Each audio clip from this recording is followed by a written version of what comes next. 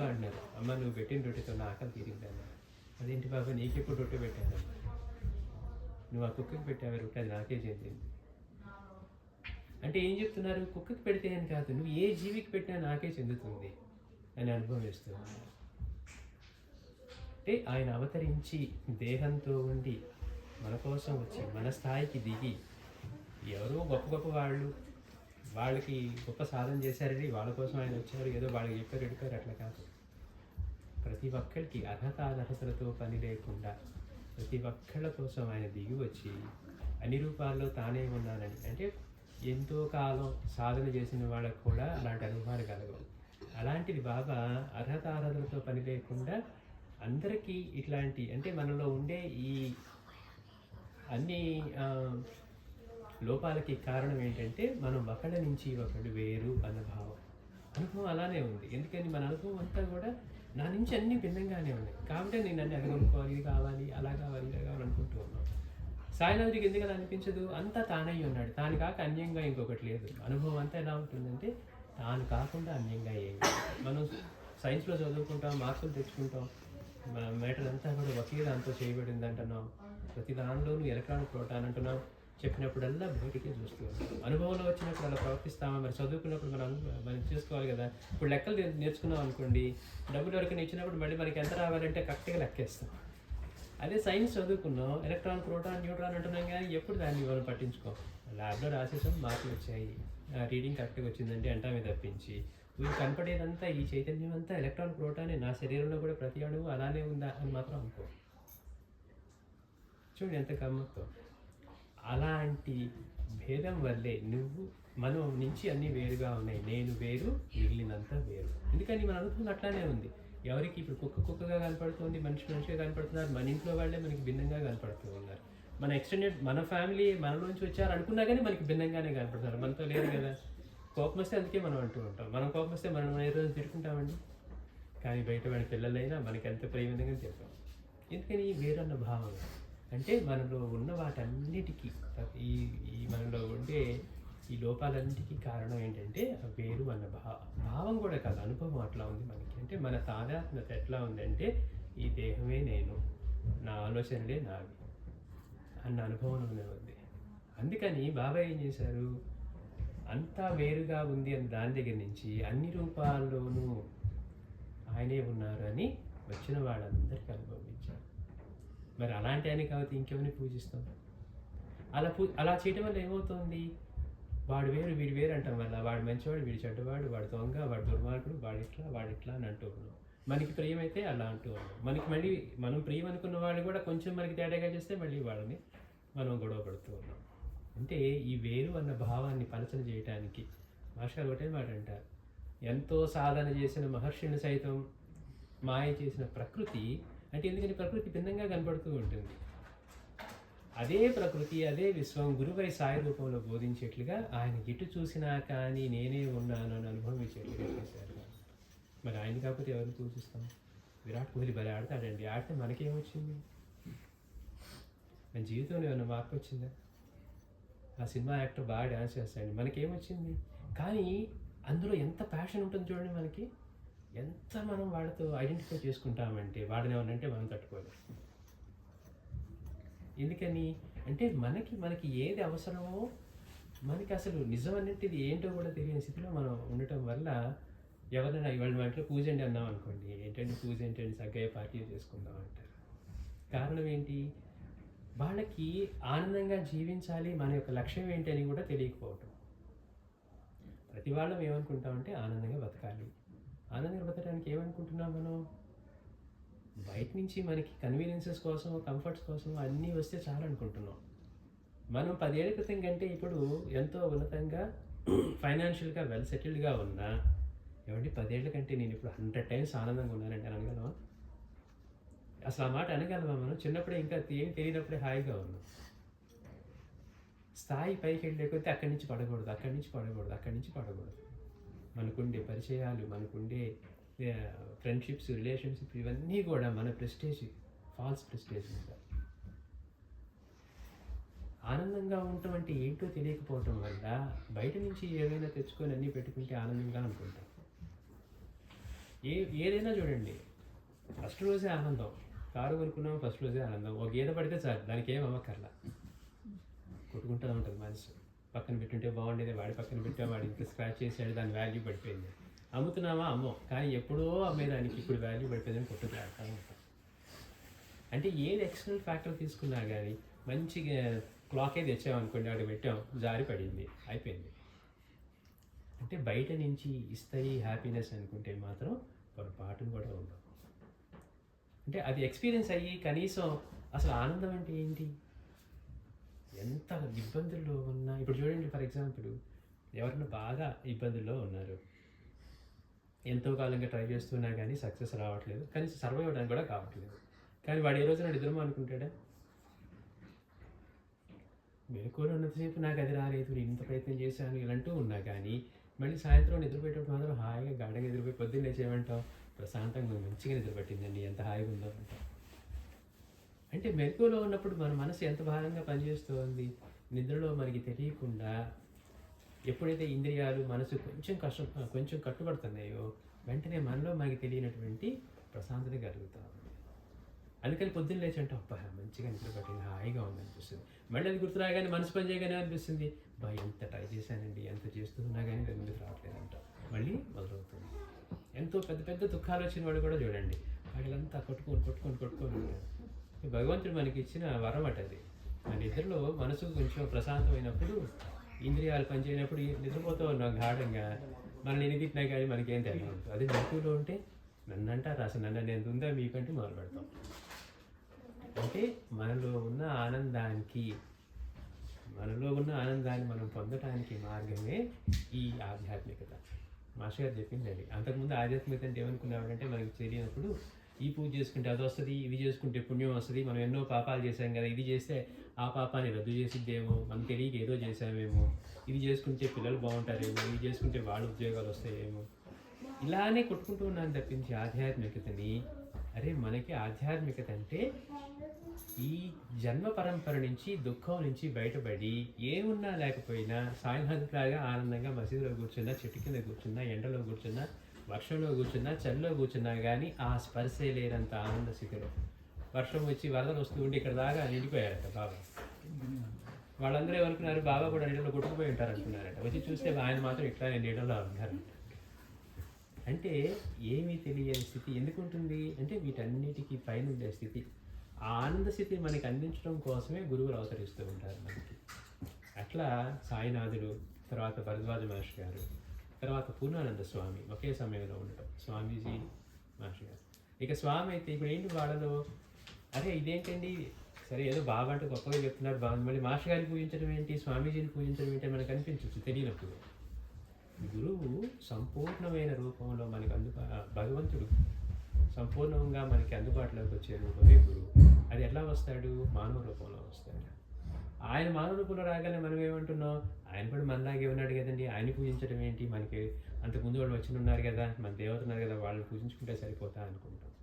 అది పూజ చేస్తూనే ఉన్నాం, మనం తెలియకుండా కోరికలో కష్టాల కోసం ఏదో అది చేస్తే నడిచి వస్తామను, ఇది చేస్తే వస్తామని ఏదో మొక్కుతూ ఉంటాం, అవుతూ ఉంటాయి, అవ్వకుండా ఉంటాయి, భక్తి పెరుగుతూ ఉంటుంది, పడిపోతూ ఉంటుంది, తప్పనిసరి ఇంకేమీ లేకపోతే మళ్ళీ ఆయనే గుర్తొస్తూ ఉంటాడు, ఇంకెవరు చేయట్లా ఆయనే చేస్తాడేమో అని వెళ్తూ ఉంటాం. అంతే తప్పించి మనం ఇలాంటి దుఃఖ స్థితిలో ఎందుకున్నాం, దీనిలో నుంచి బయటికి రావడానికి మార్గం ఏదైనా ఉందా, ఇది మనకి ఎవరు నేర్పుతారు అని మనం కనీసం మనకి అట్లాంటి అవగాహన కూడా ఉండదు. అందుకని మాస్టర్ గారికి వచ్చిన తర్వాత అసలు మనకి స్పిరిచువాలిటీ అనేది ఎందుకు అవసరమైంది, స్పిరిచువాలిటీ లేకుండా క్షణం కూడా జీవించలేదు. ఎందుకని స్పిరిచువాలిటీ నుంచి మనకి వచ్చేది ఏంటి అల్టిమేట్గా అంటే అల్టిమేట్ బ్లిస్ అనమాట. అంటే మనకి భయం లేని స్థితి, ఆనందమే స్థితి. ఇప్పుడు మనం ఉన్నాం అనుకోండి, ఎప్పుడన్నా ఏదైనా ఒక ఆలోచన వస్తే, సపోజ్ ఆరోగ్యం బాగాలేదని ఆలోచన వచ్చింది అనుకోండి, మనల్ని ఎలా పిండేస్తుంది అది, అమ్మో ఏమవుతుందో 2 నెలల పది ఎలా ఉంటుందో, 3 నెలల పది ఎలా ఉంటుందో అనుకుంటూ ఉంటాం. మాస్టర్ గారు, సాయి లేకపోతే స్వామీజీ అలాంటి స్థితిలో ఉండరు వాళ్ళు. ఎప్పుడు కావాలంటే అప్పుడు దేహంతో అక్కడ ప్రత్యక్షమయ్యే స్థితిలో ఉంటారు. ఎందుకని దేహానికి వాళ్ళు పరిమితంగా లేరు. అందుకే మాస్టర్ గారు అంటారు, బాబా సమాధి చెందారు కదండి, ఇప్పుడు ఆయన పూజించవచ్చు. అసలు బాబా సమాధి చెందడానికి ముందు ఏ రోజన్నా ఆయన రూపానికి పరిమితంగా ఉన్నారా? ఆయన ఏం చెప్తున్నారు, రూపానికి ఎప్పుడన్నా పరిమితంగా ఉన్నారు. ఈ దేహమే నేను మనలాగా ఇప్పుడు మనం ఉన్నాం అనుకోండి, మనం ఈ దేహం ఉన్నంత కాలం మనం ఉంటాం, దేహం లేకపోయినప్పుడు మనం ఉండవు ఇంకా. కానీ సాయినాథుడు లేకపోతే మాస్టర్ అలా కాదు, ఎప్పుడు కావాలంటే అప్పుడు భక్తుల ముందు అలా ప్రత్యక్షం అవుతూ ఉంటారు. అదే రూపంతో లేకపోతే వేరు వేరు రూపాలతో, ఎన్ని రూపాలతో ప్రత్యక్షం అవుతారు. మరి అలాంటి మహనీయుని కాకపోతే మనం ఎవరిని పూజిస్తాం అంటే ఆలోచిస్తే ఆయన పూజించకపోవటం మనకి లోటు నిజానికి. ఎందుకని మనకి తెలియకపోవటం వల్ల ఏముంది రండి ఇంట్లో మంచి మంచి పోస్టర్లు పెట్టుకొని, చాలామంది అనుకుంటారు, కొంతమంది ఇంటికి వెళ్తే ఓన్లీ ఎటు చూసినా కానీ బాబానే కనపడుతూ ఉంటాడు. ఇదేంటి పిక్చర్ ఏదో స్పోర్ట్స్ స్టార్దో లేకపోతే ఇంకోటో ఫ్యాన్సీగానో ఒక బ్యూటిఫుల్ పిక్చర్ పెట్టుకుంటే కదా బాగుండేది అనుకుంటాం. అంటే ఎందుకు పెట్టుకుంటాం? మన లక్ష్యం ఏంటో తెలిసినప్పుడు మనం ఎప్పుడు ఎటు చూసినా కానీ ఆయన మనకి లక్ష్యాన్ని ఆయన్ని గుర్తు చేసేట్టుగా ఉండడం కోసం పెట్టుకుంటాం. అందుకని పూజ చేసుకోవటం అన్నా ఇప్పుడు మనం రోజు మన దేహానికి చేసుకుంటున్నవే అవి ఆయనకి మానసికంగా చేస్తూ ఉన్నాం. చూడండి, అంటే ఏంటి? మన కృతజ్ఞతని తెలుపుకుంటూ ఉన్నాం. మనం ఈ రోజు ఇలా ఉన్నామంటే మనం జీవించి ఉండటానికి. ఇప్పుడు ఎవరన్నా మనుషులు అంటారు, ఇప్పుడు మీ శ్వాస మీరే తీసుకోవాలండి అని కనుక అంటే మనం ఇంక వేరే పని చేయలేం. ఇప్పుడు మనం ఇంత మాట్లాడుతూ ఉన్నాం, వింటూ ఉన్నాం, బ్రీతింగ్ దాంతో జరుగుతుంది. అలాంటి క్రియ ఒకటి ఆయన ఏర్పరిచాడు కాబట్టి మనం బ్రతుకున్నాం. ఇప్పుడు మనకి ఎక్కడ వేరే పూజలు అయితే పూజారి చెప్తాడు, ఇప్పుడు మంత్రం చెప్పి కొంచెంసేపు ప్రాణాయామం చేయమంటాడు. అదేంటో తెలియదు. 3 నిమిషాలు చేయమన్నాడు అనుకోండి, 3 నిమిషాలు ఎంతో భారంగా అనిపిస్తుంది, ఇంకా వేరే పని కూడా చేయలేము. అదే మీరు మన జీవితం అంతా మీరు తీసుకుంటే మీరు ఉంటారు, లేకపోతే లేదనుకోండి నిద్ర కూడా పోవాలి. ఎందుకంటే మధ్యలో ఆగిపోతే. అంటే భగవంతుడు మనలో ఇన్ని క్రియలు చేస్తూ ఉంటే మనం ఏం చేసామంటే దాన్ని ఆయన ఎవరి కోసం చేస్తాడు. అవగాహన కూడా లేదు కదా. భగవంతుడు అంటే రూపం అనుకుంటున్నాం. మనలో ఉండి మన ఉనికికి, మనం జీవించి ఉండటానికి మనలో జరిగే క్రియలన్నిటికీ ఆధారం. ఏ తిన్నా బ్లడ్ ఎందుకు అవుతుంది? బ్రెడ్ తిన్నా బ్లడ్ అవుతుంది, చికెన్ తిన్నా బ్లడ్ అవుతుంది, రైస్ తిన్నా బ్లడ్గానే మారుతుంది. ఎట్లా జరుగుతుంది ఈ క్రియ అంతా? ఈ లోపల ఎంత ఇంటెలిజెన్స్ ఉంటే ఇలా జరుగుతుంది? ఇదంతా లోపలుండి ఎవరు నిర్వహిస్తూ ఉన్నారో ఆయన భగవంతుడు అన్నాం. అంతే తప్పించి ఇంకేదో రూపానికి పరిమితం చేయట్లేదు. ఆయన మనకు అందుబాటులోకి ఈ రూపంలోకి వస్తుంది. భగవంతుడు మనకి అందుబాటులోకి రావడం కోసం మానవ రూపం ధరించింది, దాన్నే గురువు అని అంటాం. ఆయన మనకి అర్థమయ్యేటు గురువుగా వస్తేనేమో ఈయన మనలాగానే ఉన్నాడంటాం. అదేంటండి మాకు వీడని పూజించడం, మనం ఇంకేదో మనకి తెలిసిన దేవుడిని దేవతల్ని పూజించవచ్చు కదా అని. కానీ చరిత్ర చూస్తే ఏ మహనీయుడు అంటే ఏ దేవతను ఆరాధించినా కానీ వాళ్ళకి ఆ దేవత ఉపాసన పూర్ణమైనప్పుడు, దేవత అనుగ్రహం కలిగినప్పుడు గురువుని చూపిస్తారట. అంటే ఏంటి, నువ్వు ఎలిమెంటరీ స్కూల్లో కష్టపడ్డావు, ఇప్పుడు నెక్స్ట్ లెవెల్కి పంపిస్తామంటారట. అది తెలియని వాళ్ళు బయట నుంచి చూసే వాళ్ళు ఏమంటారు, అదేంటి మేము ఇక్కడ బాగా చదువుతున్నాం కదా ఇక్కడే ఉంటామంటారట. అంటే మనకి ప్రమోషన్ అక్కర్లేదండి. జీవితంలో ఎక్కడ చూసినా మనకు ప్రమోషన్ కావాలి. అంటే ఇదంతా ఎందుకు జరుగుతుందంటే మనకి ఎవరు కూడా జీవితం అంటే ఏంటి, మన ఆనందంగా జీవించడం అంటే ఏంటి, దానికి చేయవలసింది ఏంటి అనేది మనకి ఎవరు కూడా తెలుపకపోవటం వల్ల, మాస్టర్ గారు అంటారు, ఆధ్యాత్మికత గురించి సరిగ్గా తెలియకపోవటం వల్ల దాని గురించి ప్రీతి కలగకపోవడం అనేది జరుగుతుంది. ఎవరన్నా ఏమండి మీకు ఆనందంగా జీవించాలని లేదా అంటే ఎవరన్నా లేదండి అని ఎవరన్నా అంటారా? అసలు మనం ప్రతి క్షణం తపన పడేది దానికోసమే కదా. ఈ తెలుసో తెలియక ఇంకా కష్టపడితే ఇంకా బాగుంటుంది అనుకుంటూ చేస్తూ ఉంటాం. ఎందుకోసం? ఎంత ఉన్నా ఎందుకు చేస్తూ ఉంటాం?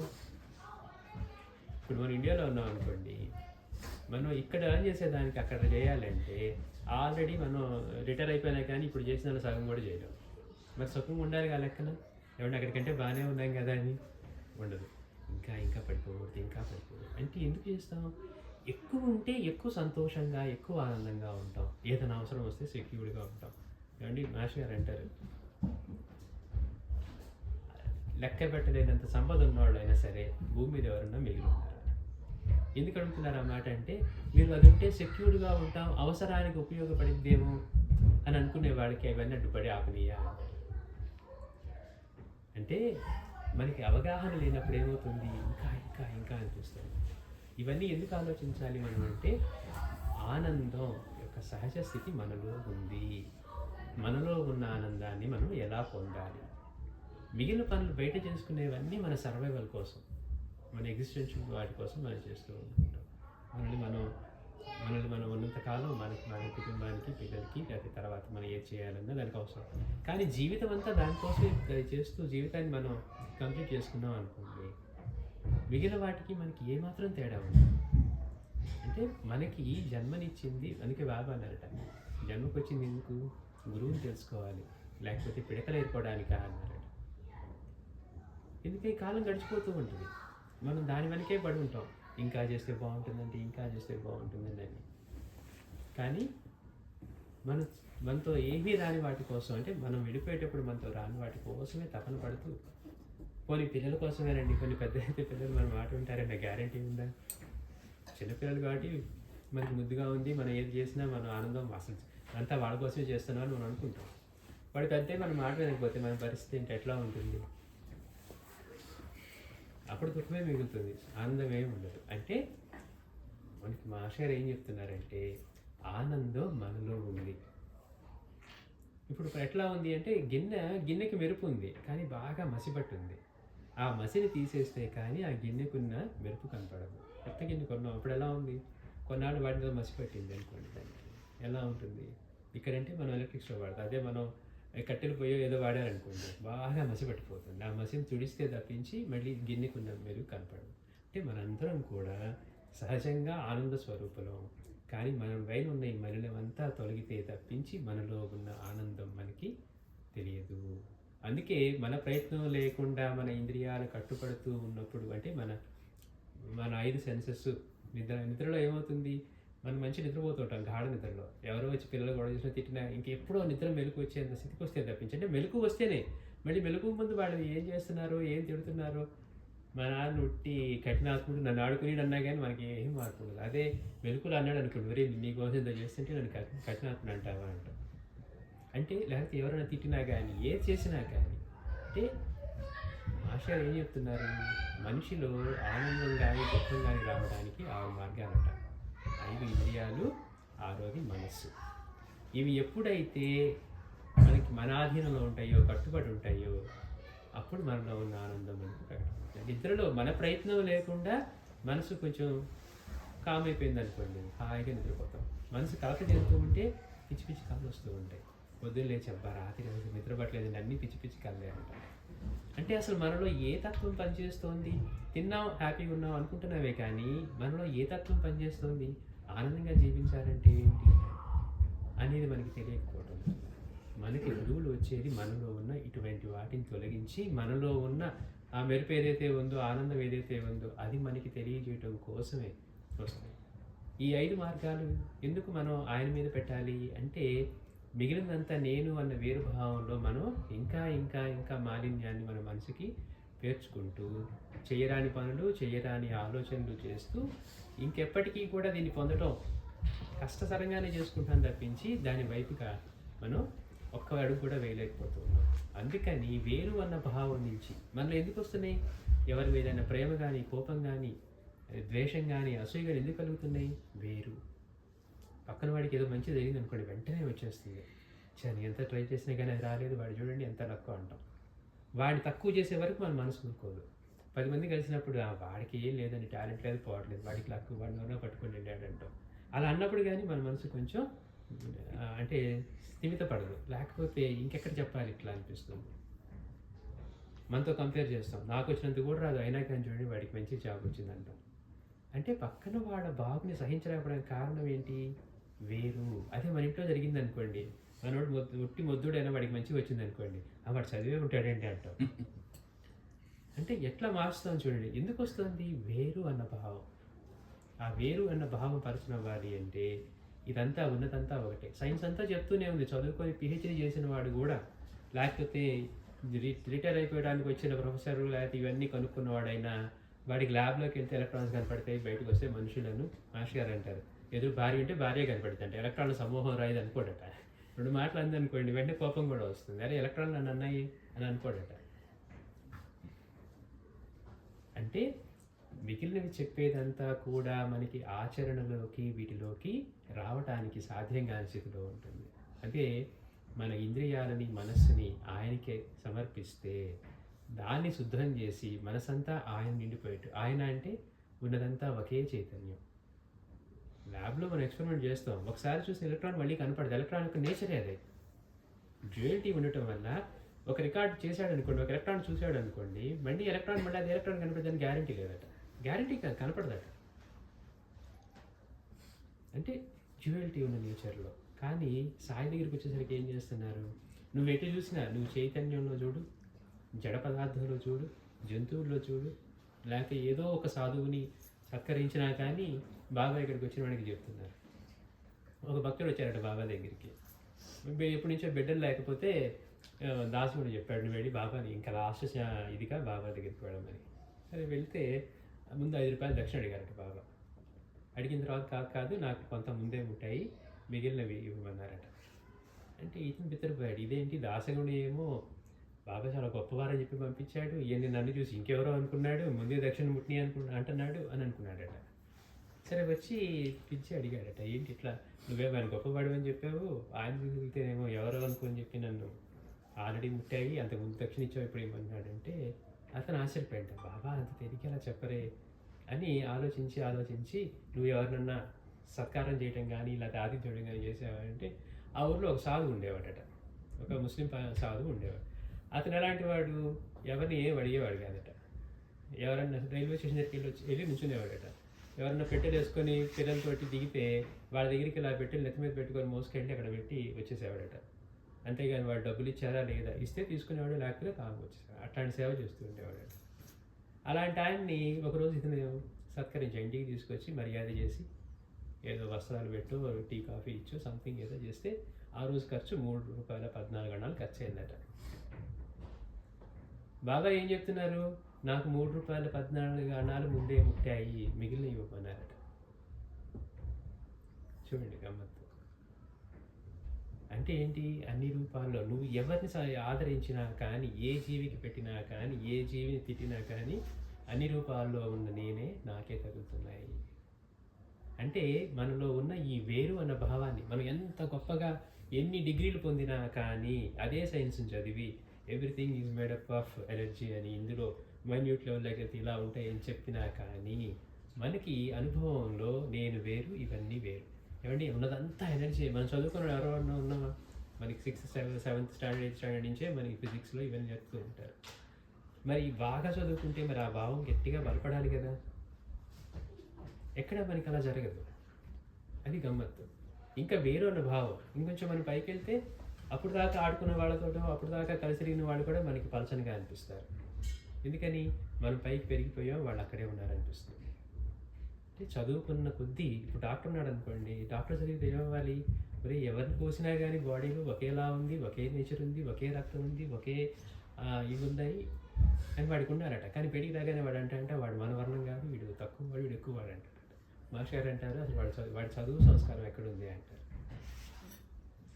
ఆలోచించామనుకోండి, సరే మనకి కనపడట్లేదు, వాడు ఎన్నో ఆపరేషన్లు చేశాడు, అందరికీ ఒకేలా ఉంది గుండె, వాడు తక్కువ జాతి వాడైనా, తక్కువ కులస్తుడైనా, భేదవాడైనా, ఇంకొకడైనా మరి అలాంటి ఆలోచన ఎందుకు రావట్లేదు అంటే మనం ఇప్పుడు దాకా కేవలం చదువుకున్న వాటితోటి, భౌతికంగా ఉన్న దాంతో, మన అనుభవంతో చూస్తే అన్నీ వేరు అన్న భావం కలగటం వల్ల మన అనుభవాలన్నీ మన నుంచి వేరు వేరు వేరు అనటం వల్ల మనలో బలహీనతలు, ఒకళ్ళ పట్ల అసూయ, ద్వేషం, కోపం, అన్నీ, మమత, ప్రేమ అన్నీ కలగటానికి కారణం అది. దాన్ని తప్పించడం కోసం వచ్చిన వారే సాయి. అది బాగా గొప్పతనం. ఇప్పటి వరకు మాస్టర్ గారు అంటారు, ఇన్ని సాంప్రదాయాల్లో, ఇన్ని మతాల్లో, ఇన్ని ధర్మాల్లో, ఇన్ని దేశాల్లో, ఇన్ని కాలాల్లో వచ్చిన మహనీయులందరిలోకి అగ్రగణ్యులు అన్నారు. ఎందుకని అర్హులైన వాళ్ళకి వాళ్ళు చెప్పేలేరు, మిగిలిన వాళ్ళు ఆయన వాళ్ళ దగ్గర శిష్యులికం చేసో లేకపోతే ఆ స్తోమత సాధించో. ఇప్పుడు ఒక ప్రొఫెసర్ ఉన్నాడు అనుకోండి, మనం బాగా కష్టపడి వెళ్ళి ఆయనకి మనం ఒక స్థాయికి వెళ్తే వీడిని ఇక్కడి నుంచి లిఫ్ట్ ఇవ్వచ్చని వాడు చెప్తాడు. మనం అసలు అట్టడుగు నుండి ఒక ప్రొఫెసర్ దగ్గరికి వెళ్ళామనుకోండి, మరి నీకు ఏబిసిటీలో రావు, నీకేం చెప్పనంటాడు. కానీ బాబా దగ్గరికి ఏం చేశారు, ఎక్కడెక్కడ వాళ్ళకి ఎలాంటి అనుభవాలు ఇచ్చారంటే, ఎన్ని గ్రంథాలు, ఎంతకాలం శాస్త్రాధ్యయనం చేసిన వాళ్ళకు కూడా ఆ రూపంలో ఆయనే ఉన్నాడని గుర్తు కూడా ఉండటానికి లేని వాళ్ళకి సైతం బాబా దగ్గరికి ఒకడు వచ్చాడట. ఒక వ్యవసాయదారుడు వచ్చాడు, ఒకసారి కోపంతో గేదెని కొట్టాడట. రాగానే ఇక్కడ ఏమంటున్నారు బాబా, రే నువ్వు కొట్టింది దెబ్బ నాకు తగిలిందని చెప్పారట అని చూపించారట. అప్పటి నుంచి అమ్మో నేను గేదెను కొడితే బాగా తగులుతుందని భావంతో అనుభవంతో వెళ్ళాడు. వాడు మళ్ళీ గేదెను కొట్టలా. వాడికి ఎలాంటి భావం ఉంది? ఈ రూపంలో కూడా సాయే ఉన్నాడని. మనం ఎన్ని గ్రంథాలు, ఎన్ని పాండిత్యం, ఎన్ని స్పీచ్లు అని ఇవ్వచ్చు, వేదికలెక్కి, టీవీ ఛానల్స్ ఎక్కి. ఆ అనుభవాన్ని ఎవరిస్తారు అంటే సాయినాథుడు. మిగిలిన వాళ్ళందరూ మాటలు చెప్పేవాళ్ళైతే ఆయన మాటలు కాకుండా అనుభవం అనే భాషలో మాట్లాడారు. బాబా అంత స్థాయికి, అంత కిందకి దిగి వచ్చి అన్ని అనుభవాలు ఇచ్చినా కానీ ఆయన అర్థం చేసుకునే స్థాయి, స్తోమత మనకి లేవు. ఆ రోజు ఉన్నవాడికి లేవు. ఎందుకని మనం బాహ్యంగా చూస్తాం, వేషధారణ, లేకపోతే డబ్బు, ఇవన్నీ చూస్తాం. ఆయన దగ్గరికి వచ్చేసరికి ఆయన చైతన్య స్థితిని అర్థం చేసుకోవడం కానీ, ఆయన యోగ స్థితిని అర్థం చేసుకోవడానికి మనకి ఏమి ఉండదు. బాబా ఏం చెప్పారో కూడా తెలియని స్థితిలో మనం ఉంటే మళ్ళీ బాబా యొక్క దయతోటి మళ్ళీ మాస్టర్ గారు వచ్చి మనకి సాయిని ఎందుకు ఆశ్రయించాలి, ఎలా ఆశ్రయించాలి, ఎలా పూజించాలి, ఎలా మన జీవితంలోకి తెచ్చుకోవాలి, అనుక్షణము ఆయన మనం జీవిస్తూ ఉన్నా కానీ ఆయన సన్నిధిలోనే జీవిస్తూ ఉన్నామనేది ఎలా నేర్చుకోవాలి, ఏ పని చేస్తూ ఉన్నా కూడా ఆయన పరంగా ఎలా చేయాలి, చేసే పనులన్నీ చేస్తూ ఉన్నాం, వంట చేసుకుంటూ ఉన్నాం. భావం ఏమనుకుంటాం, మా వాడికి అది ఇష్టం ఉండి అందుకని చేస్తూ ఉన్నాం, లేకపోతే మా వారికి ఇది ఇష్టం ఉండని చేస్తున్నాం, లేకపోతే నాకు ఇష్టం ఉండని చేసుకుంటూ ఉన్నాం. ఆ భావం నుంచి అలా చేసుకుంటే ఏమవుతుంది, మన కేవలం కృతజ్ఞత లేకుండా జీవిస్తూ ఉన్నాం. అంటే చేసే పనే చేస్తూ, అవే వండుతూ, ఇవి బాబా కోసం నైవేద్యం కోసం చేస్తున్నాం, ఆయనకి నివేదన ఇస్తున్నాం, అవే మన ఇష్టంగా వాడి ప్రసాదంగా తింటూ ఉన్నాం. భావం అయిపోతుంది, మారుతుంది. చూడండి ఎంత గమ్మత్తు. అంటే అట్లా ప్రతి ఒక్కటి కూడా మనకి ఆచరణ యోగ్యమైన ఆధ్యాత్మికతని తెలియజేయడానికి సాయి యొక్క తత్వాన్ని, అంతటి మహనీయుడు వచ్చి మరి అంత చేసి వెళ్ళినా కానీ మనం అటువైపు చూసి ఆయన ఏదో రండి పకీర్లా ఉన్నారు, అలా మాలిక్ అంటున్నారు అనుకునే వాళ్ళు ఇప్పటికీ కొట్టుకుంటూ ఉన్నారు. బాబా పలికిన ఒక మాటకి అర్థం కానీ, ఆయన చెప్పిన ఒకదానికి కానీ అర్థం కూడా తెలుసుకోకుండా ఉన్న వాళ్ళే ఎక్కువ మంది ఆయన పరంగా చూస్తూ ఉన్నారు. కానీ మాస్టర్ గారి ద్వారా బాబాని చూస్తే మన ఆలోచనలు ఏ పని చేస్తూ ఉన్నా, మొదటి బాబా అంటారు, నా దగ్గరికి అందరూ కష్టాలు కోరికలతోటే వస్తారు, వాళ్ళ కోరికలు కష్టాలు తీరి స్థాయి చిక్కాక నన్ను అనుసరించి సన్మార్గవర్తనలు అవుతారు అంటున్నారు. ఇప్పుడు మనం ఎందుకు చదువుకుంటున్నామంటే విద్య మీద భలే ఇంట్రెస్ట్ అండి, నాకు ఈ ప్రకృతి అంతా ఎలా ఉంది, ఈ పువ్వు ఎట్లా వేలాడుతుంది, ఏమీ లేదు, తాళ్ళు కనపడట్లేదు, లేకపోతే దానికి ఏమి స్ట్రింగ్స్ కనపడట్లేదు, ఇంత విశాలమైన విశ్వం మీద ఎట్లా ఊలాడుతూ ఉంది, మిగిలిన గ్రహాలన్నీ ఎలా పనిచేస్తూ ఉన్నాయి, అవి తెలుసుకుందామని ఎవరైనా చదువుకుంటామా?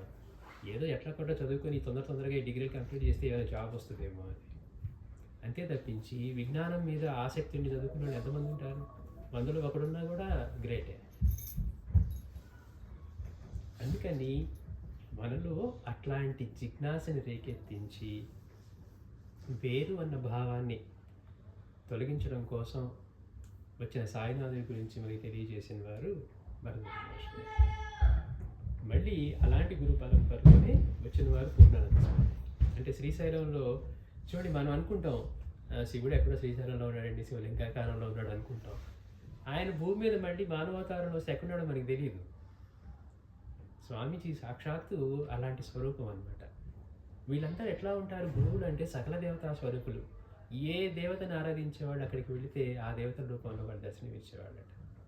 రామభక్తుడికి వెళ్తే రాముడిగా దర్శనం ఇచ్చేవాడు. బాబా దగ్గరికి ఒక నాగపూర్ నుంచి ఒక మూలే శాస్త్రి అని ఒక ఆయన వచ్చారు. ఆయనకి సహజంగా రావడానికి ఇష్టం లేదు. కానీ బాబా దగ్గర ఇందాక మనం చెప్పిన బూటి అన్న గొప్ప ధనికుడు ఉన్నాడు. ఆయనతో పని పడింది. ఆయన ఏమో షెడీ వదిలిపోవట్లేదు. బూటి అంత డబ్బు ఉంటే ఆనందంగా ఉంది అనుకున్న వాడైతే ఎక్కడ ఉన్నా ఆనందంగా ఉండాలి కదా. మరి బొంబాయిని కొనగలిగినంత సంపద ఉన్నా కానీ ఎప్పుడు ఆ మసీదు బయట పడి ఉండేవాడట. ఇక్కడి నుంచి కదలడానికి ఇష్టం లేక అసలు కుటుంబాన్ని ఇక్కడ పెట్టేసుకోవాలని చెప్పి ఇవాళ బాబా యొక్క సమాధి మందిరం ఇవన్నీ కట్టించింది ఆయనే. ఆయన బూటీ వాడాన్ని కట్టుకొని ఇట్లా ఉంటూ ఉన్నారు. ఆయనతో పనిపడి మూలే శాస్త్రి వచ్చాడట. ఆ రోజు ముందే బాబా అంటున్నారట, నడిచి వెళ్తూ ఆయన బాబా రోజు వాక్ చేస్తారు కదా, వెళ్తూ భక్తులతో అన్నట్టు వాళ్ళని కాషాయం ధరిస్తాను అన్నారట. బాబా ఈ రోజు కూడా కాషాయం ధరించిన ఆ తెల్లని ముతక కఫ్ని ధరించేవారు తప్పించి. ఓహో బాబా వాళ్ళ కాషాయం ధరిస్తారని చెప్పి వీళ్ళందరూ కాషాయ వస్త్రాలు తెస్తే బాబా వాటిని చూడను కూడా చూడలేదట. చూడండి గమ్మత్తు. సరే, ఆ మూలే శాస్త్రి వచ్చాడు. మరి లోపలికి రావడానికి అహంకారం, ఎందుకంటే స్తోత్రీయ బ్రాహ్మణుడు అంటే వేదాధ్యయనం చేసుకుంటాడు, అగ్నిహోత్రం చేస్తాడు, మరి ఆచారం పాటించేవాడు. అలాంటి స్థాయిలో ఉన్నవాళ్ళు మసీదులోని బాబా దగ్గరికి అందరూ ఆయన హిందువా ముస్లిం అని కొట్టుకుంటున్న రోజుల్లో లోపలికి రావాలంటే మరి అనుభవం లేకపోతే రాలేదు కదా. కానీ రాకపోతే ఎక్కడ బూటీ మసలు ఉంచుకుంటుందో ఆయనతో ఈయనకి పనింది కాబట్టి ఎక్కడ కాదు తన మిత్రుడు కాబట్టి లోపలికి వచ్చారట. వచ్చి అందరూ నమస్కారం చేసుకుంటున్నారు. బాబా మీ చెయ్యి వెండి చూస్తా అన్నారట. అంటే వీళ్ళందరూ నిన్ను పూజిస్తూ ఉండొచ్చు కాక నా దృష్టిలో మాత్రం నువ్వు సామాన్య మానవుడివే, నీ చెయ్యి నీ రేఖలు ఎలా ఉన్నాయి చూస్తా అన్నారట. బాబా నాలుగు గట్టి పండించి కామ్గా చెప్పారట, ఎవరి చేయి చుట్టానికి నేను మానవ మాత్రుడి కాదురా, చేయి జాపడుకు నీకు కావాల్సిన పురుషార్థాన్ని ఇస్తానన్నాడట. సరే అవి తీసుకొని వెళ్ళిపోయాడు. వెళ్ళిపోయిన తర్వాత బాబా దగ్గరికి గూటి వస్తే అదిగో నీ మిత్రుడిని మూలే శాస్త్రిని దక్షిణ తీసుకొని రమ్మన్నారట. అనేసరికి ఆయన వెళ్ళి కబురు చేశాడట. అప్పుడే ఆయన ఇంటికి వెళ్ళి స్నానం చేసి మళ్ళీ అగ్నిహోత్రం, వాళ్ళకి సమయాలు ఉంటాయి కదా, వాళ్ళకి ఆయన అగ్నిహోత్రం వెలిగించి ఆయన అనుష్ఠానం చేసుకోబోతున్నాడట. బాబా నిన్ను ఉన్నపాడాన్ని రమ్మన్నారు, దక్షిణ తీసుకొని రమ్మన్నారు అన్నారట. ఆయన కోపం వచ్చింది, ఈయనెవరు నన్ను దక్షిణ తీసుకొని రమ్మంటానికి, దక్షిణ భగవంతుడికి ఇస్తాం లేదా గురువుకి ఇస్తాం, ఈయన నా గురువు కాదు భగవంతుడు కాదు. సరే ఇక ఎక్కడ మళ్ళీ మిత్రుడికి కోపం వస్తుందో అంటే ఆయన్ని పాపం నొచ్చుకోవడానికి ఇష్టపడట్ల మనసు, అందుకని తీసుకుని వెళ్ళాడట. వెళితే బాబా దగ్గర మసీదు ఆ ద్వారం దగ్గర నుంచే ఒక్కసారిగా ఆవుబేట అందరా ఉన్నారట. అక్కడి నుంచి చూసేసరికి ఈయనకి బాబా కనపడట్లా. ఎప్పుడో పరమపదించిపోయినా అంటే ఎప్పుడో సిద్ధి పొందినటువంటి ఆయన గురువు కనపడుతూ ఉన్నారట. ఇక్కడ బాబా స్థానంలో ఆయన గురువు కాషాయ వస్త్రంతో కనపడుతూ ఉన్నారట. పరిగెత్తుకుంటా వెళ్ళాడు, అన్నీ మర్చిపోయాడు. అరే నా గురువు ఎప్పుడో సిద్ధి పొందారని కూడా గుర్తులేదు. అరే నా గురువు అక్కడే ఉన్నారనుకున్నాడు. వెళ్ళాడు, ఆయన కాళ్ళ మీద పడ్డాడు. బాబా కాళ్ళ మీద పడి మిగిలిన వాళ్ళందరూ సాయినామం చెప్తూ ఉంటే ఈయనేమో ఆయన గురునామం చెప్తూ ఉంటాడు. కొంతసేపు మెలకు వచ్చి చూస్తే పైన సాయి కనుకుంటారట. అప్పుడు దాకా ఉన్న విద్యాగర్వం తర్వాత కులగర్వం అన్నీ అడిగిపోయాయి. ఎందుకు చెప్పుకుంటున్నామంటే ఇది మనం వేరు అనుకుంటున్నాం. సాయి గురువు ఎలా ఉంటాడు అంటే సకల దేవతా స్వరూపం, సకల గురు స్వరూపం. ప్రపంచంలో ఇప్పటి వరకు సృష్టి మొత్తం కూడా ఆయనలోనే ఉంటుంది. అవసరమైతే దాంతో ఏమైనా చేయగలరు ఆయన.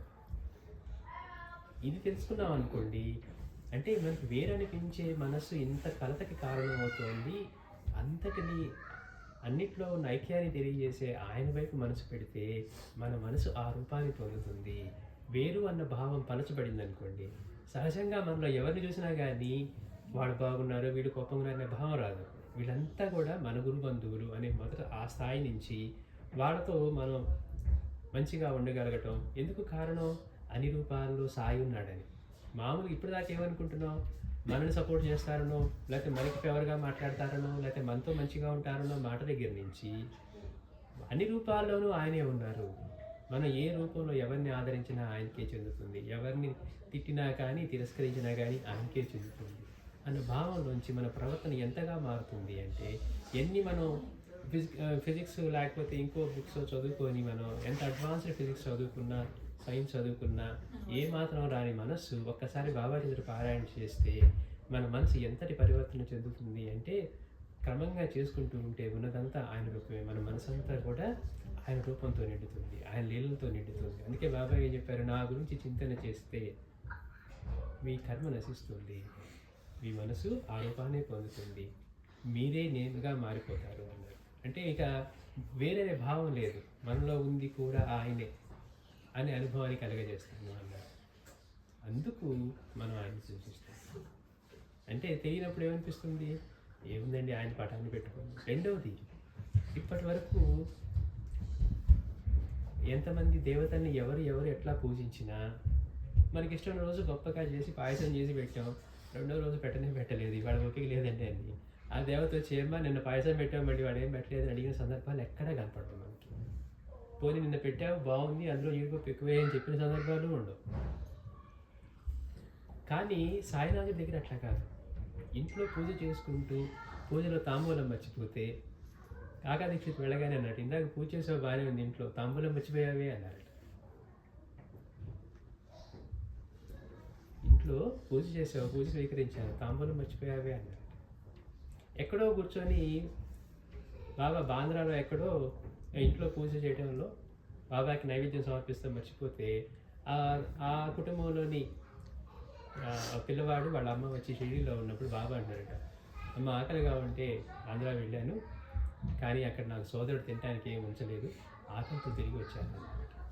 అదేంటి బాబా మన కళ్ళ ముందు కూర్చొని మనతో మాట్లాడుతూ ఇప్పుడు బాంద్రా వెళ్ళొచ్చారంటున్నారు, పైగా అక్కడ ఏం పెట్టలేదు అంటున్నారు అని.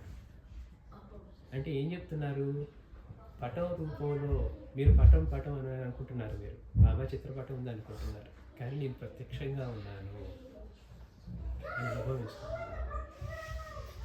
ఈ పిల్లవాడికి అర్థమైంది, కంగారు పడుతూ ఉన్నాడు. వాళ్ళ నాన్న పూజ చేయడట, వాళ్ళ అమ్మకి తోడవడం కోసం పిల్లవాడిని పంపించాడు. పిల్లవాడేమో మహాసాయి భక్తుడు, మా నాన్నకి ఇంట్లో నైవేద్యం పెడుతూ ఉన్నాడో లేదో అని ఇక్కడ ఆరాలు పడుతూ ఉన్నాడు. వాడికి అర్థమైంది, అంటే మీరు పటం అని అనుకుంటూ ఉన్నారు, నేను పట రూపంలో అక్కడే ఉన్నాను అంటే అందుకే మాస్టర్ అంటారు, ఇంట్లో సాయి పటం ఉంటే సాయి ఉన్నట్టు. అయితే ఆ భావాన్ని ప్రతిష్ఠించుకుంటున్నామా లేదా మన మనసులో? అందుకే మాస్టర్ గారు అంటారు, మనం కొత్త మందిరం కడుతూ ఉంటే విగ్రహాన్ని తెచ్చి అన్ని రకాలవి చేసి ప్రతిష్ఠ చేస్తూ ఉంటారు, ప్రాణ ప్రతిష్ఠ అంటారు. అదేదో క్రియేట్ చేస్తే కానీ ప్రాణం ఉండదేమో అనుకుంటాం. చైతన్యం ఎప్పుడూ ఉంది, అందులో ప్రాణం ఉంది, ప్రాణ ప్రతిష్ఠ అన్న భావన మన మనసులో ప్రతిష్ఠించుకుంటాం. అంటే ఆ రోజు ప్రాణ ప్రతిష్ఠ అయిపోయిందండి అంటే అప్పుడు దాకా శిల్పంగా ఉన్నదాన్ని భగవంతుడి రూపంగా చూస్తున్నాం. ఎందుకని ఆ భావం అప్పుడు మనలో ప్రతిష్ఠ చేసుకుంటూ ఉన్నాం. అంటే సాయి ఆయన పటానికి ఆయనకి భేదమే లేదు. అలానే స్వామీజీ దగ్గరికి వచ్చే భక్తులు కూడా వాళ్ళ ఇంటి దగ్గర నుంచి అన్నీ తయారు చేసుకొని ఏదైనా నైవేద్యం తీసుకురావాలంటే స్వామీజీ ఆశ్రమానికి తెచ్చేవారట. తెస్తే స్వామీజీ అన్నారట ఒకరోజు, అమ్మ ఇవి ఇక్కడ అవి నైవేద్యం ఇవ్వాలంటే ఇక్కడ దాకా మోసుకురాక్కర్లేదు, ఇంట్లో ఇస్తే సరిపోతుంది, పట్టణం ముందు పెడితే చాలండి అన్నారు కదా. మరి వీడికి అనుమానం వస్తుంది, మరి స్వామీజీ స్వీకరించారా లేదా? ప్రత్యక్షంగా మనం ఇవ్వటం వేరను, ఇంట్లో పట్టం ముందు పెడితే ఆయన స్వీకరించారా లేదా అంటే వచ్చినప్పుడు తర్వాత పెట్టే ఇంటికి వస్తే స్వామీజీకి వచ్చి చెప్పేవారట, పాయసంలో బాగా జీడిపప్పులు ఎక్కువైపోయాయి, మరీ నెయ్యి ఎక్కువ వేశారు అని ఇవన్నీ చెప్పేవారట. అంతేకాకుండా స్వామీజీ నడుస్తూ ఒరే, స్వామీజీ దగ్గర శేఖర్ అనే భక్తుడు ఉండేవారు, తను వంట చేసేవాడు అనమాట. ఆకలిగా ఉందిరా అంటే స్వామీజీ ఇప్పుడే చేసుకొస్తానని చెప్పి సిద్ధం చేసుకుని వచ్చే లోపల స్వామీజీ అన్నట్టు ఆకలి తీరిపోయింది, నాకు అక్కడ వాడు నైవేద్యం ఇచ్చారు, ఇది చేయి చూడు అని చెప్పి చేయి చూపించాడు. గుమగుమలాడుతూ ఉండేదట. అంటే మనం పటం ముందు పెట్టేప్పుడు కూడా అదే భావంతో స్వామి ఇది స్వీకరించండి అని సంపూర్ణంగా మనస్ఫూర్తిగా మనం సమర్పిస్తూ ఉన్నాము. ఎందుకని ఆయన పటమే రండి పెడితే మంచిది అనే భావమా, ఆయన అక్కడ ఉన్నారు అని సాక్షాత్తుగా ఉన్నారనే నమ్మకం విశ్వాసంతో పెడుతున్నాము. మనకేంటి, ఎక్కువ మందిని చూస్తే మనకి ఆ అవగాహన ఉండదు. మిగిలిన వాళ్ళు ఎవరు కూడా ఇట్లాంటి అనుభవాలు ఇవ్వలేదు. ఇంట్లో మనం పూజ మర్చిపోతేనో హారతి చేయటం మర్చిపోతేనో ఎక్కడ మనకి అనుభవాలు ఇచ్చిన వాళ్ళు లేరు. అందుకని మనకు వాళ్ళకి వీలైందని వాళ్ళు చేసుకున్నాం, రేపు వీలవలేదు, రేపు మర్చిపోతాం. ఒక భక్తురాలు ఉండేదట, ఈరోజు పూజ చేసి హారతి ఇవ్వడం మర్చిపోయిందట. బాబా కల్లా కనపడి చెప్పేవారట, పూజ చేసే హారతి ఇవ్వలేదే, అన్నీ మర్చిపోతాయి, గుర్తు చేయాలా అనేవారట. అంటే సాక్షాత్తు ఆయన పటానికి ఆయనకి భేదమే లేదు అని ఎంతమంది భక్తులకి అట్లాంటి అనుభవాలు ఇస్తూ వచ్చారు. అందుకని ఆయన కాబట్టి ఎవరిని పూజిస్తాం అంటే చూడండి, మనం కొద్ది సమయాన్ని ఆయనకి కేటాయిస్తే, మన జీవితంలో రోజులో కొద్ది సమయాన్ని ఆయన కేటాయిస్తే అంత మేలు చేయడానికి, మన జన్మ పరంపరను తొలగించడానికి, మనకి ఆనందం ప్రసాదించడానికి, మన కర్మను నశింపజేయడానికి, మనకి ఆయన స్థితి ఇవ్వడానికి ఆయన తపన పడుతూ ఉంటే ఆయనకి ఇవ్వడానికి మనకి సమయం లేదు అని చూడడం ఎంత హాస్యాస్పదం. మనతో ఏవి రావో, మనతో ఏ పరిచయాలు ఏ కాలక్షేపాలు మనకి ఉపయోగపడవో వాటన్నిటికీ సమయం ఉంటుంది. కానీ రోజులో కొంచెంసేపు అయినా, వారంలో కొంచెంసేపు అయినా ఇలాంటి సత్సంగానికో లేకపోతే మనం పారాయణ చేసుకోవటానికో, పారాయణ అంటే మనం మానసికంగా ఆయన సన్నిధిలో ఉండటం అనమాట. అంటే చదువుకున్నంతసేపు కూడా ప్రతి లీలా స్మరణ చేస్తూ ఉన్నప్పుడు ఆయన సన్నిధిలో ఉన్నాం. ఆ రోజుకి వెళ్ళిపోతాం. మనం బాబా దగ్గర జరిగేటప్పుడు చూస్తూ ఉన్నాం అనుకోండి, సినిమా చూస్తున్నా మనసు ఎక్కడికైనా వెళ్తుందా, వెళ్ళదు, సినిమాలో లీనం అయిపోతుంది. ఇక్కడికి వచ్చేసరికి ఏమవుతుంది, అబ్బా ఎన్నిసార్లు చదువుతామండి అనిపిస్తుంది. మనకి ఇష్టమైన సినిమా ఎన్నిసార్లు చూస్తున్నా అట్లానే చూస్తాం. చూడండి మన మనసు ఎట్లా పనిచేస్తుందంటే, అందుకని రోజులో కొంత సమయాన్ని ఆయనకి సమర్పించి మనం అలవాటు చేసుకుంటే, ఏ మనసు అయితే మన మాట వినకుండా, మనం అందరం ఇదే మాట చెప్తాం, ఎవరండి కొంచెంసేపు ప్రశాంతంగా కూర్చుందామంటే ఎక్కడెక్కడ ఆలోచనలో వస్తున్నాయి, ఎప్పుడెప్పుడు ఆలోచనలో వస్తున్నాయి, జరిగినవి ఎప్పుడో వస్తున్నాయి, లేకపోతే రేపు ఏమవుతుందో, ఆ పైన ఏమవుతుందో, పిల్లలు ఎట్లా చదువుతారో, వాళ్ళు ఏం చదువుతారో, వాళ్ళకేం జాబ్ వస్తుందో, వాడి పిల్లవాడే అవ్వచ్చు కానీ వాడు జాబ్ చేసి వాడికి పెళ్ళి తర్వాత వాళ్ళకి వచ్చే వాళ్ళ గురించి కూడా ఆలోచిస్తూ ఉంటుంది. అలా కాకుండా మన మనసు మన ఆధీనంలో ఉండి ఆనందాన్ని పొందటానికి మార్గం ఏంటి? అది మనకి మాస్టర్ ఆధ్యాత్మికత మార్గం, అంత తప్పించి వేరే మార్గమే లేదు. మనం మాస్టర్ ఒకటే మాట అంటారు, మనం మన పాకెట్లో పర్సు పెట్టుకొని ఎక్కడ ఎంతసేపు ఎదిగినా బయట మనకు కనపడదు. మళ్ళీ ఇలా అనుకున్నా మన పాకెట్లోనే ఉంది అనుకున్నాం తెలుసుకున్నాం అనుకోండి, అది మన దగ్గరే ఉంది కదా అని తెలుస్తుందట. అలా మనలో ఉన్న ఆనందం మనలో ఆనందం ఉంటే దాన్ని బయట వెతుకుతూ ఉన్నాం. ఆ బయట పొందలేకపోతున్నాం కాబట్టి కాలక్షేపం చేస్తూ ఉన్నాం. ప్రశాంతంగా ఇలా కూర్చొని జీవించగలమా? అందరికీ మాస్టర్ అంటారు, జీవించటమే ప్రధానం.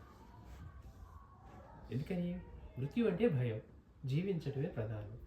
మరి నీకు సమయం ఇచ్చానరా, హాయిగా కూర్చో, సోఫాలో కూర్చో, ఏం మాట్లాడమాలంటే ఒక క్షణం ఉండలేదు మనసు. ఫోన్ తీద్దామా, వాళ్ళకి ఫోన్ చేద్దామా, వీళ్ళతో మాట్లాడదామా, ఇంకోటి చూద్దామా అనిపిస్తుంది. అంటే మనకి ఇచ్చిన సమయాన్ని ఆనందంగా జీవించడం కూడా రాక, అసలు పొద్దుపోలేదండి, టైం తెలియలేదండి, బోరు కొడుతుందండి, ఏదో కాలక్షేపం చేస్తే కానీ, అంటే కాలాన్ని మనం క్షిప్తం అంటే తెలియకుండా గడపటం, జీవించడం కూడా చేత కానీ కంపల్షన్ స్థితిలో మనం ఉంటున్నాం. అలా కాకుండా ప్రశాంతంగా కూర్చున్నాండి, హాయిగా ఉంది, అన్నీ ఉన్నాయి, హాయిగా ఉండొచ్చు కదా, ఎందుకు మనం ప్రశాంతంగా కూడా కూర్చోలేకపోతున్నాం? అంటే మనకి ఈ సమయం ఇస్తే కూడా కాలాన్ని, కాలక్షేపం అనే పదం అదే అంటారు, కాలాన్ని క్షిప్తం చేయడం. తెలిసి కాలాన్ని గడపలేకపోతున్నాం, తెలియకుండా గడిచిపోవాలి అని. ఇదంతా ఎందుకు చెప్పుకుంటున్నాం అంటే, సాయిని ఎందుకు పూజించాలి, ఎలా పూజించాలి. అందరికీ మేము బాగా చదువుకున్న వాళ్ళం ఏంటి, మేము బాగా సంపాదించుకున్న వాళ్ళం, మేము తెలివైన వాళ్ళం అన్నీ అనుకుంటాం.